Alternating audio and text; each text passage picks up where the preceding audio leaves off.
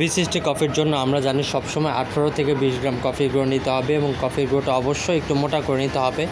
এরপর filter paper, collector jar, কেটলি, scale যা যা প্রয়োজন সব কিছু আমরা একত্র করে নিয়ে আমরা এখন একটা B60 প্রসেস শুরু করতে চাচ্ছি। তো চলুন শুরু করা যায়। আমরা প্রথমে B60-র জন্য ফিল্টার পেপারটা খুব ভালোভাবে ওয়াশ করে নিলাম, যাতে ফিল্টার পেপারের সাথে কোনো ময়লা অথবা অন্য কোনো কেমিক্যাল যাতে অ্যাডজাস্ট না থাকে, এবং ওয়াশ করার কারণে গরম পানি দিয়ে সেটা খুবই ভালোভাবে পরিষ্কার হয়ে যাচ্ছে।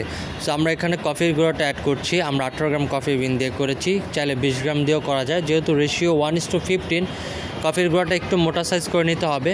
আমরা প্রতি 1 গ্রামের জন্য 15 গ্রাম পানি অ্যাড করব। এটা যেহেতু একটা হ্যান্ড ভিউড কফি, আমরা উপর থেকে পানিটা 60 ml 15 সেকেন্ডের মধ্যে ড্রিপ করে দেন আমরা 20 থেকে 25 সেকেন্ড ওয়েট করলাম। এইভাবে আমরা 80 ml 70 ml এভাবে আমরা একটা ক্যালকুলেশন করে 2 থেকে 2.5 মিনিট, ম্যাক্সিমাম 3 মিনিটের মধ্যে আমরা একটা B60 কফি তৈরি করতে পারি।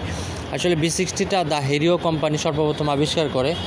তো তাদের এই প্রসেসের পর থেকেই আমাদের এই B60 প্রচলন আসে। আমাদের দেশে যদিও B60 এত চলে না, বাট সৌদি আরব সহ মিডল ইস্টে অনেক দেশে B60 প্রচুর পরিমাণ পান করে। এটা মূলত একটা হ্যান্ডমেড ব্ল্যাক অথবা ব্ল্যাক কফি বলতে পারেন। সো এটা তৈরি করা খুবই ইজি এবং এটা আপনি চাইলে ঝটপট তৈরি করতে পারেন, বাট আপনাকে টাইম এবং রেশিওর দুইটা ঠিকঠাক মতন মনে রাখতে পারলে একটা পারফেক্ট B60 তৈরি করা যায়।